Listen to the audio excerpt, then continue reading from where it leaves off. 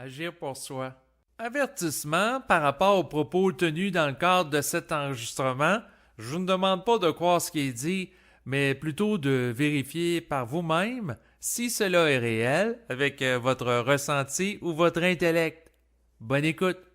Au fil des ans, j'ai réalisé que le processus de communication que je vis avec l'esprit s'adresse fondamentalement à moi plutôt qu'au collectif. Il m'a amené à effectuer plusieurs textes et un peu plus d'une centaine d'enregistrements sur Internet qui participent à son intégration dans ma vie. Comme les statistiques de visionnement de ces documents demeurent très faibles au fil des mois, j'en déduis qu'ils n'intéressent presque personne présentement. Néanmoins, ces activités m'ont donné l'occasion de manifester une volonté individualisée visant à m'engager dans une action pour mon évolution personnelle et de persévérer sans le soutien du collectif et la reconnaissance sociale. Donc, la production de textes et d'enregistrements m'offre l'opportunité de m'engager dans un mouvement reposant fondamentalement sur la manifestation de mon individualité. De plus, le fait qu'il y a peu de visionnement me confirme, dans le concret, par rapport au fait que je ne peux pas changer le collectif par les idées que véhiculent des documents que je produis et sur la nécessité de me débarrasser de toute forme d'attente que je pouvais avoir à cet égard. Donc je me déspiritualise et je deviens moins naïf. Fondamentalement, mes activités m'ont permis de réaliser que de vouloir conscientiser le collectif est une perte de temps, car les gens, en général, ne sont pas intéressés à changer leur fonctionnement psychique s'ils ne souffrent pas suffisamment de ses limites. Donc, il vaut mieux pour moi d'agir sur une base individuelle en vue de mon développement personnel. Essentiellement, mes activités me ramènent au principe que l'individu qui se conscientise est appelé à agir pour lui, fondamentalement, en vue d'être bien dans sa peau et de manifester son individualité. Agir pour soi implique d'accepter qu'il ne puisse amener une autre personne ou un collectif à évoluer à leur place. Donc, il doit accepter qu'il n'a pas à jouer au sauveur et qu'il n'a pas à changer le monde. Il n'a qu'à s'occuper de lui. Dans un autre ordre d'idée, la réalisation de mes écrits et enregistrements n'est qu'un prétexte pour moi en vue de m'amener à canaliser une vibration de plus en plus élevée, me mettant davantage en contact conscient avec l'esprit et me permettant d'intégrer sa présence et de vivre un rapport équilibré avec lui. Plus particulièrement, les pistes audio m'ont donné un espace de parole que j'ai pris pour moi en vue d'explorer ce qui émerge dans ma psyché par rapport à certains sujets. Cela a été aussi l'occasion de développer ma capacité de faire preuve d'un jugement de plus en plus individualisé, me permettant de me prononcer sur de plus en plus une grande quantité de sujets. Donc, ces enregistrements ont servi à faire évoluer mon jugement personnel.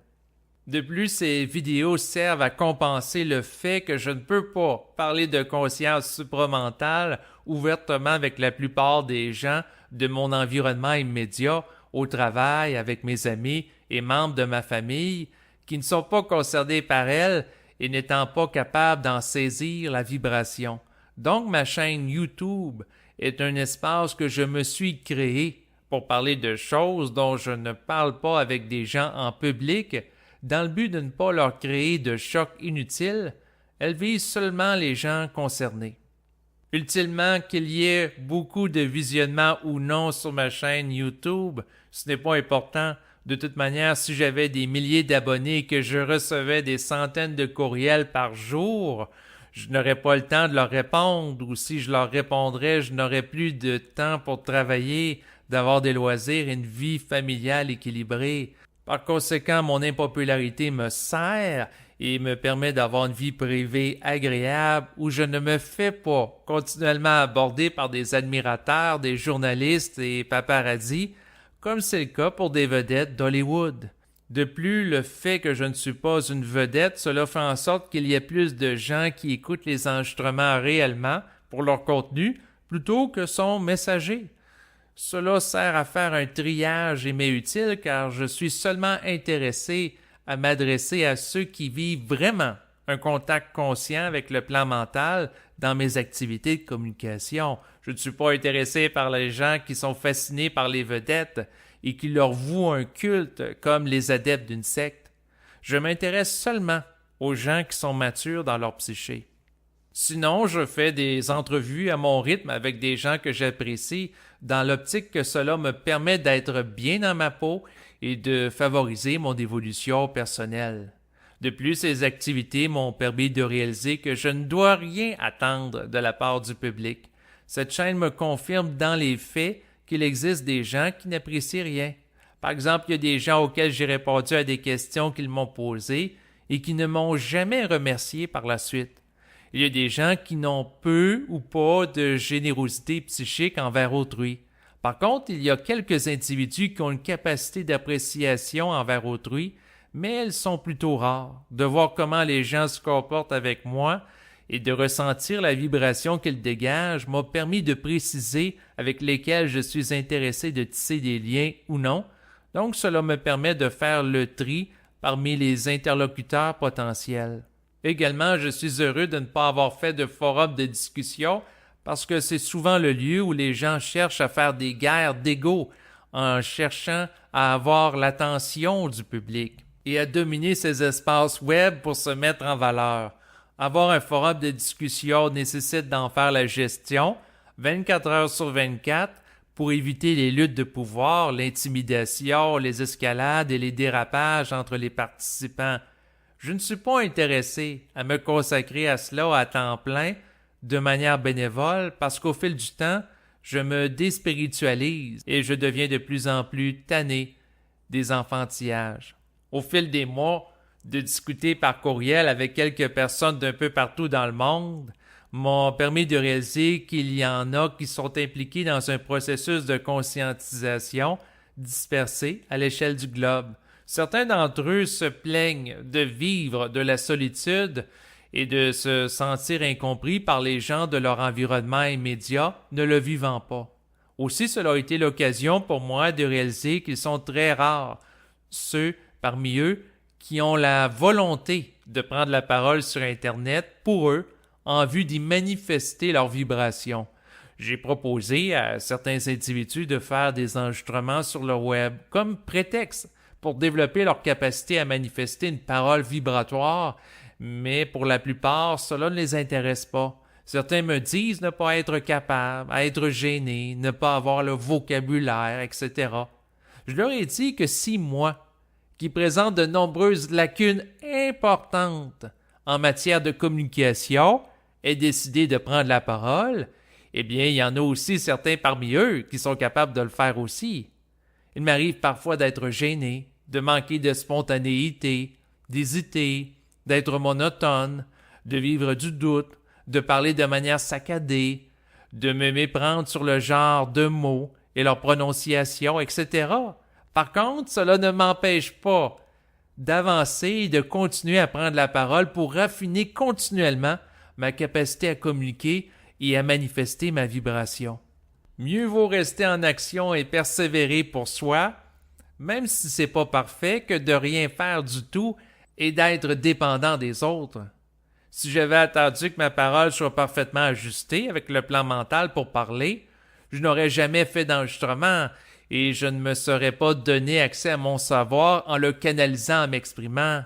Ainsi, je n'aurais pas eu l'audace de le générer en communiquant et j'aurais sans doute continué de m'abreuver de paroles de guide, de maître et d'initié. Donc, je ne me serais pas individualisé et je serais demeuré dépendant, disciple et l'élève d'une ou d'autorité extérieure à moi pour savoir. Sinon, je désire mentionner que la plupart des principes que j'aborde dans mes enregistrements sont en relation avec des choses que j'ai à intégrer davantage dans ma vie. Je suis un être en processus d'évolution. Ils sont une forme d'autothérapie que je me fais, car après tout, si ces enregistrements doivent servir à quelqu'un, cela doit être à moi d'abord. Il y a un adage qui dit que nous enseignons si bien ce que nous avons besoin d'apprendre. Par conséquent, lorsque je répète fréquemment dans mes enregistrements qu'il est important d'être stable dans le mental, c'est parce que je ne le suis pas encore assez. Lorsque je parle de l'importance de s'affirmer, c'est que j'estime que je pourrais le faire davantage dans mon quotidien avec les autres. Sinon, lorsque je parle de l'importance de faire preuve de jugement constamment, c'est parce que, comme beaucoup d'humains, je dois en développer davantage en vue de faire croître mon intelligence individualisée. Donc, de prendre la parole pour parler de certains sujets m'amène à définir ce que je dois intégrer. Que ces enregistrements rejoignent ou pas des gens, cela ne me dérange pas car ils m'auront servi. S'ils sont utiles pour certaines personnes, tant mieux, ou sinon tant mieux aussi, parce qu'au minimum, ils servent à mon développement. Ultimement, ces enregistrements servent mon autodéveloppement et à me libérer moi-même de ma propre astralité. Donc mon but n'est pas de libérer l'humanité du plan astral, mais de m'en libérer moi-même pour être bien dans ma peau. Donc je ne porte pas le sort du monde sur mes épaules, je n'ai pas de mission, et je m'occupe plutôt d'être bien dans ma vie. Cela me suffit. Voilà ce qui complète la lecture du texte qui s'intitule « Agir pour soi ». Vous pouvez le retrouver en cliquant sur le lien qui figure en bas de cet enregistrement.